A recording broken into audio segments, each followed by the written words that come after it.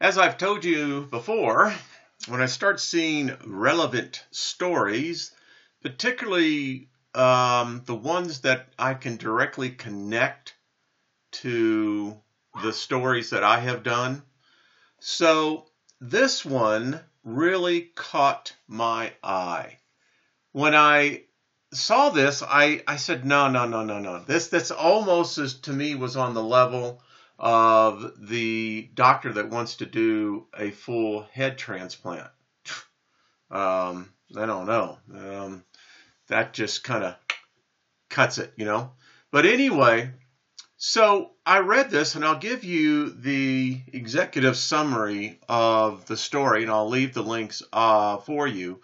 Is that this is a guy, Ira Pastor. He's the CEO of BioQuirk, a Philadelphia-based company. Now, they announced last year that they believed that they think that brain death is not irreversible. You know, this really gets into the question then, where does the soul reside, right?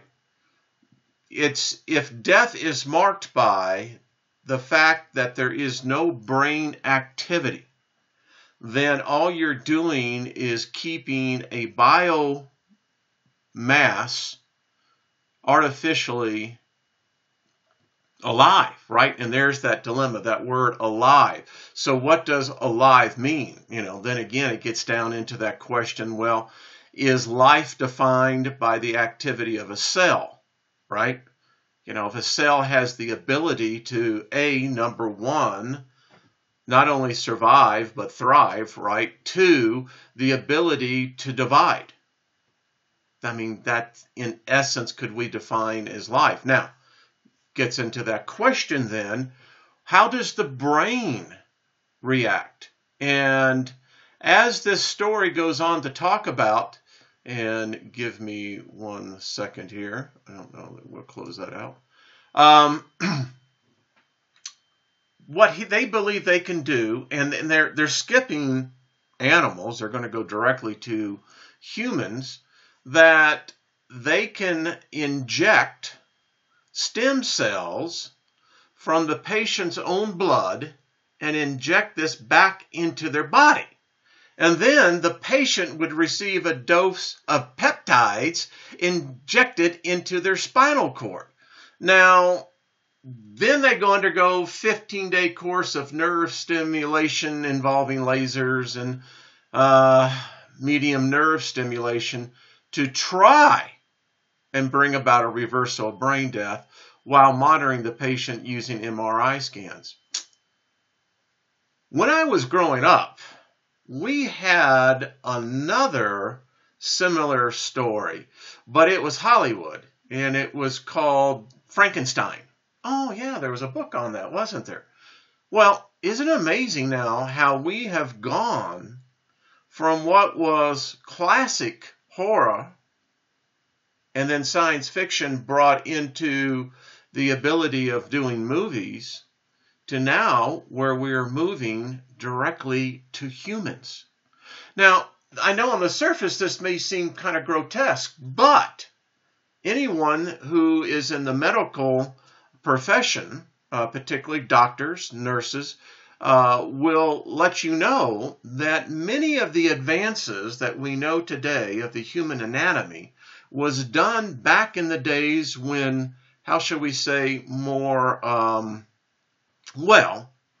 things you don't want to bring out in the daylight of corpses, and really curious doctors, scientists, I mean, that's what they're doing, being able to map out the human anatomy. So here again, does the soul reside in the brain? Not sure, but this is a good question. Now I have another one here. So this is in Massachusetts. A judge allows right to die lawsuit to move forward. Now, this is an interesting case, one that I believe bears watching to see how the Superior Court judge rules in this case. She has obviously given foundation to the suit itself, to the argument. And what this is basically, this is two doctors. One is dying. He knows he's already gotten the death sentence, right? And they are part of a nonprofit Right to Die organization called Compassion and Choices. Now, this is a question I think that we have to bring up as a society. What does the individual have control over? If you take the position that all of us are sentient beings, right? I take the position that we're all sovereign beings. So here is the question that I put out there. Love to see your comments, is this.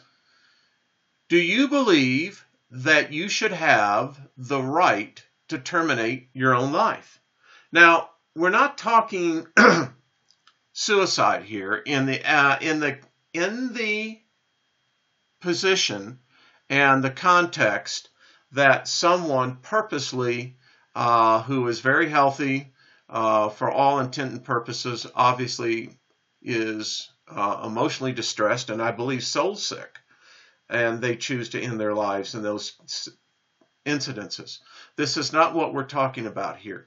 What we're talking about here is that if someone gave you a diagnosis and you knew that they had given you 6 months at the most, when it came to that point, that time, do you believe you should have the right to go ahead and take it upon yourself to go ahead and transition? And I believe that that's really the accurate word. In hospice care, they use that term. When a person is nearing that point of where death is imminent, they call it a transitioning process.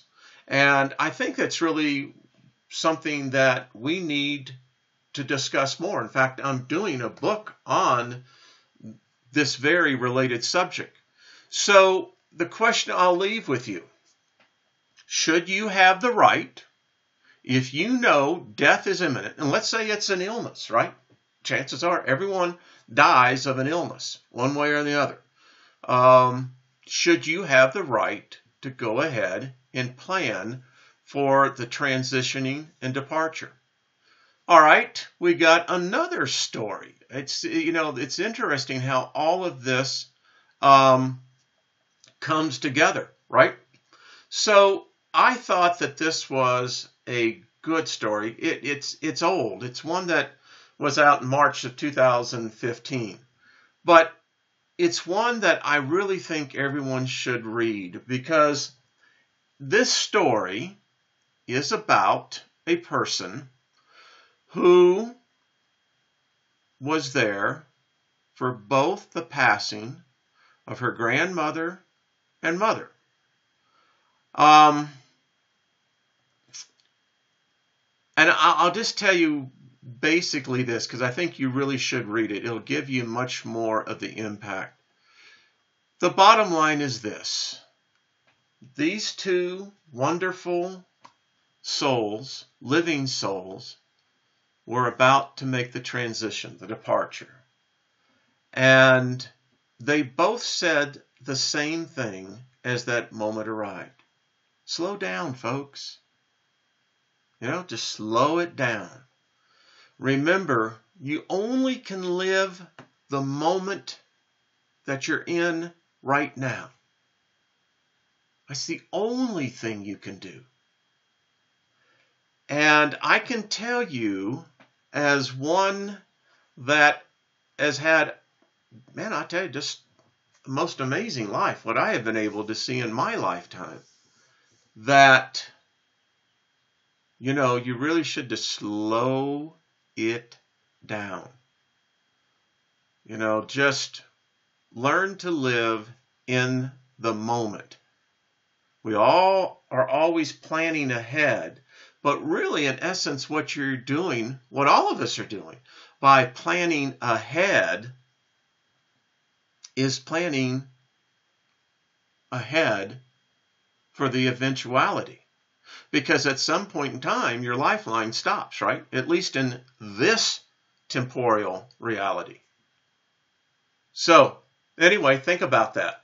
All right, got a couple more, and I thought that you might find this interesting. So, this comes out of the Telegraph. Now, as you know, in my Bloodline Invader series, I detailed this out. And you can go back and read the comments. But here's the interesting thing. Within the last 5 years, folks, the advancements is all you can say in our ability by technology. We can now find the past. That, in fact, I had this discussion last night, and the discussion was this. We are in a period of time where there has never been one like this, and I'll tell you why I can make this foundation of my argument. And if you have a different view, certainly love to hear it. No matter where you stand on the evolutionary discussion, and no matter whether you're a creationist or you believe that there is a natural evolution to everything, the Earth is older than 6,000 years old. We know that. But here's the deal. If you begin to look at all past civilizations, the great ones, we're talking, let's go back to the time of the Canaanites. Let's go back even further than that into Mesopotamia. Let's go back further than that, Babylon. Let's go back further than that, to Samaria. And what we're finding out from the Hellenistic period going into the Roman period, we had waves of where the civilized world, right? Or at least the ones that were taught. What you have to remember, what we have been taught is a very narrow sliver of a part of a reality that we have never been taught. For instance, and here's my proof to that. If you grew up in the United States and you've gone through the public education system, you have a biased knowledge, history, and it is heavily biased, that makes you think that basically it was the Europeans, for the most part, that really set the destiny of modern mankind today. And that during this period of time, you get the point that where you have on the religious side that a small little nation had this humongous influence to the world, which is not true. The thing about it is that you never are taught on the other parts of the globe, such as China, such as up in Siberia, such as down in, let's say, I don't know, South America. You getting where I'm at? Australia? That there were influences that were equal to or greater than what we were taught growing up. And here is just such the case. That now, instead of mankind, Homo sapiens, their original point, instead of being in the southeast part of Africa, where when I was going through school, that was commonly what it was, Now, when I was going in school, remember, creationism was still heavily biased in what we were taught.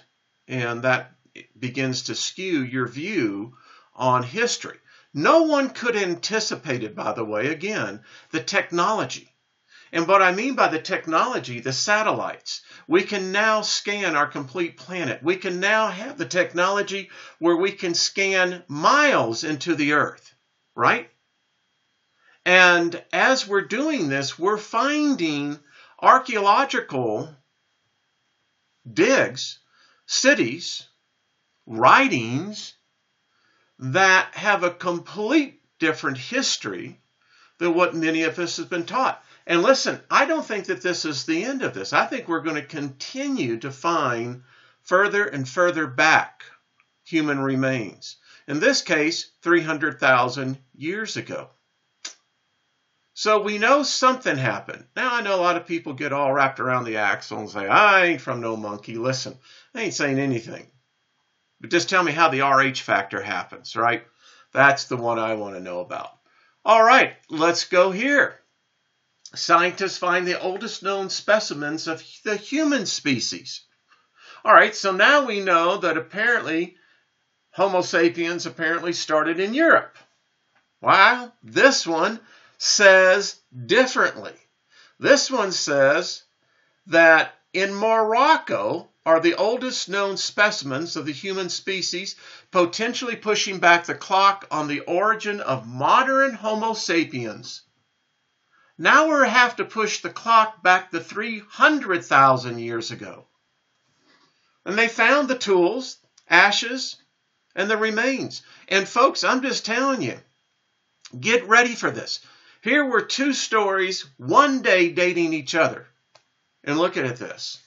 And it's only going to get more. We can now find the secrets of our ancestry. And what we're finding is that ancestry is far different than what we have been taught. And this begins to impact all of us, going across the cognitive core being of who we are. It begins to have to challenge religion. Now you're going to have to begin to push back these dates. You know, it's impossible to fit all this now into what they say that they have written history of. Doesn't work. All right, I'll leave the links on this. Got two more quick stories here, right? So, I want everyone to be aware of this. The Paswanson virus is something you folks really need to be aware of, folks. Listen, I am a person and a victim of Lyme disease. And I can tell you, I have suffered from the effects of that disease for the better half of my life. And this one here can kill you, folks. This is a new, dangerous tick-borne disease. And if you folks are up in Maine, folks, if you're out there enjoying the outdoors, all I've got to tell you is to take precautions. You really do not want to catch this. You just don't. So I'll leave the link on this as well. And then we got one more. So, as you know, I've been doing a whole series on the soul. Well, now here at MIT, this is the MIT Technology Review, right? They're taking the steps now to, in fact, save your digital soul. You know, I did, again, a past program when you think about the fact of the ability of our species today that we can record the voice. More than that, we can actually now film what many cultures in the very beginning, they're still out there that believe that you can film the person's soul. You know, when you have a camera, right? Well, now we can take that and we can now convert that over into digital. And when you begin to think about the possibility of downloading the human consciousness, is that the soul? If you have a consciousness, can a consciousness exist without a soul? Or can a soul exist without a consciousness? You know, I've had this question before. Many don't choose to answer it, but I can understand. But is the consciousness the expression of the soul? And if it is, then can that be digitized? Don't know. You know, it depends on how you begin to look at your core being. What is your soul? Define your soul. Describe your soul. And, you know, people try to get really cute about it and they go, well, you know, I'm a living soul. Yeah, all right, so what does that mean? Define what is living and define what is soul. Is the soul the spirit? Is the spirit the soul? You know, when I was in Christianity, the thing that I could never get anyone to answer was, well, wait a minute. Can the spirit be saved and the soul lost? Well, that brings up a dilemma that no one wanted to touch. Because that means, well, if my spirit can be saved, but my soul is lost, so is my soul my consciousness? I don't know. It's like when you talk to yourself. Who are you talking to? You know, Steve was out there, as he said many years ago, not about a year ago, I remember him asking, who looks through your eyes? Define who looks out your eyes. Better yet, what you hear, what you speak. All right, I'll leave the links. No, I had to put this one in, seriously. So here you go. I'll end it with this. Man dies and 40 others are bitten after vampire bats attack humans in Brazil. Okay. Seriously, victims report waking to find their bed sheets soaked in blood. And the outbreak is the largest wave of attacks ever recorded in the region. The death is the first recorded case of human rabies transmitted by a bat in Brazil since 2004. One of the victims, who lives in the historic center of the city, said, I was bitten 3 times. Holy crap! I mean, forget bed bugs, right? I mean, come on. Says, when I woke up in the morning, I found the bed was wet. It had been raining overnight, and I thought water had dripped in. But it was my blood. It was such a shock. Yeah, you know, that's one that might just cause you to urinate on yourself, wouldn't you say? So, folks, you know, what is going on here, right? I mean, we've all heard the stories of vampire bats. In fact, if you see the survival shows that are down there in the Amazonian forest and jungles, you can see the fact that these happen. But look at this, folks. Yeah.